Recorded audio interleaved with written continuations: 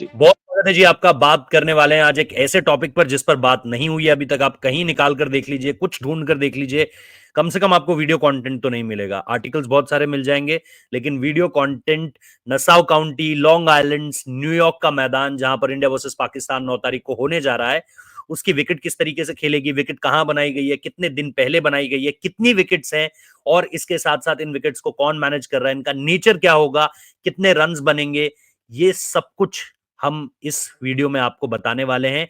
Everything you want to know about Nassau County, जहां पर India versus Pakistan होने वाला है और भारत अपने शुरुआती 4 मैचेस में से 3 यहां खेलने वाला है। तो बहुत जरूरी है इस विकेट के बारे में जानना। शुभानंदा मेरे साथ जुड़े हुए हैं, जिन्होंने इनको लेकर इस पूरी की पूरी रिपोर्ट को लेकर के काफी रिसर्च किया है, काफी पढ़ा है, काफी लोगों से बात की है, beat ICC, beat other journalist. Shubhananda, क्या है इस विकेट को लेकर के? 10 पिचेस बनाई जा रही हैं, ऐसी बात कही गई है। एडिलेड से इसका एक कनेक्शन है, ये भी कहा गया है।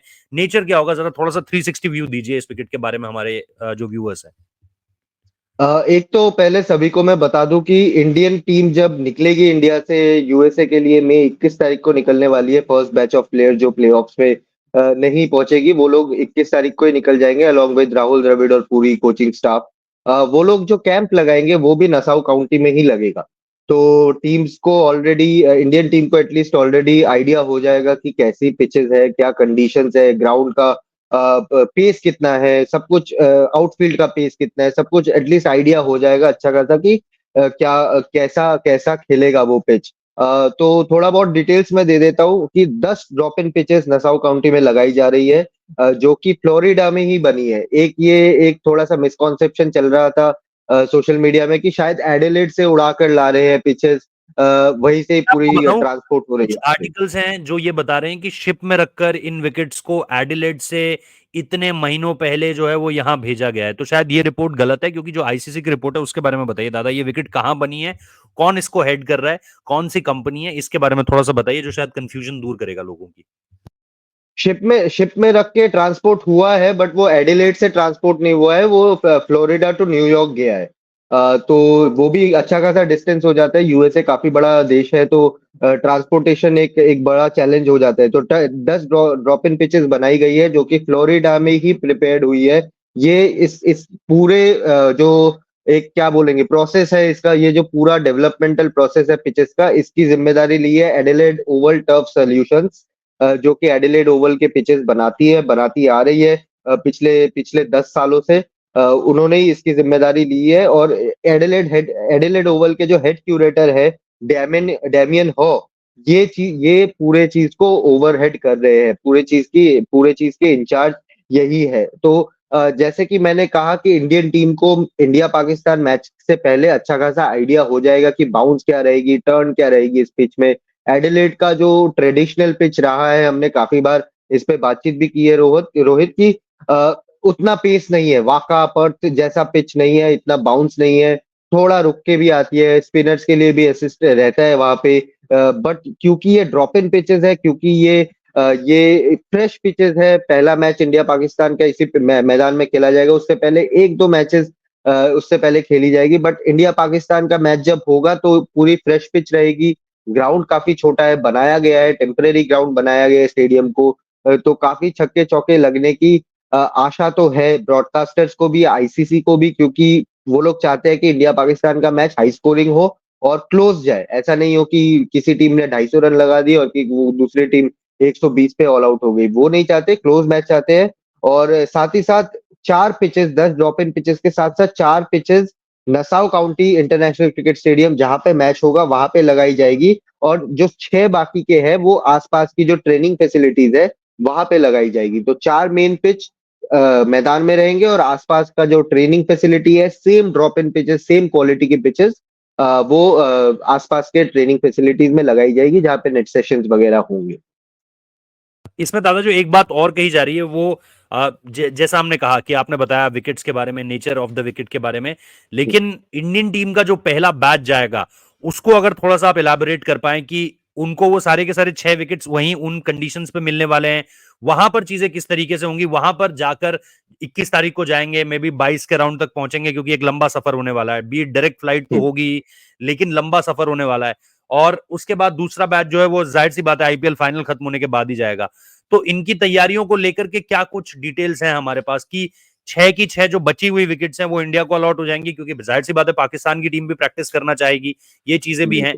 तो किस तरीके से देख रहे हो आप इस चीज को कि जो कंडीशंस पर हमें प्रैक्टिस करने के लिए मिलेगा वो कितनी हेल्पफुल होंगी हमारे लिए? मतलब कम से कम हमारे पास ऑब्वियसली अगर हम पहला जो बैच है वो 22-23 तारीख को पहुंचता है, 24 तारीख से शुरू भी करता है चीजों को, तो भी उनके पास ऑलमोस्ट 10 दिन है पहला मैच शुरू होने से पहले, 10 दिन से ज्यादा का वक्त ही है। तो इसे किस तरीके से देख रहे हो आप? देखो रोहित, जब भी आईसीसी टूर्नामेंट होता है, आपने भी कवर किया है, मैंने भी कवर किया है, तो टाइम प्रैक्टिस की टाइम डिवाइड हो जाती है। वो टाइमिंग जो होती है वो डिवीजन हो जाती है उन सब चीजों की। इंडिया अगर शाम को प्रैक्टिस कर रही है तो पाकिस्तान रात को करेगी। इंडिया अगर दोपहर में कर रही है तो पाकिस्तान शाम को करेगी। पाकिस्तान अगर सुबह कर रही है तो इंडिया दोपहर को करेगी। प्रैक्टिस इस हिसाब से आईसीसी अलॉट करती है टाइमिंग्स, ताकि दोनों टीम्स को शाम का मौसम भी मिले, सुबह का मौसम भी मिले। और क्योंकि डे गेम होने वाला है वहां पे, तो दोनों टीम्स चाहेगी ज्यादा से ज्यादा डे टाइम में प्रैक्टिस करे, ना कि नाइट टाइम में प्रैक्टिस करे। और रही बात जो फर्स्ट बैच ऑफ प्लेयर जाएंगे, देखिए उसमें अभी हमारे पास आरसीबी की टीम है, जहाँ पे विराट कोहली है, मोहम्मद सिराज है, पंजाब की टीम है, अर्शदीप सिंह है वहां पे।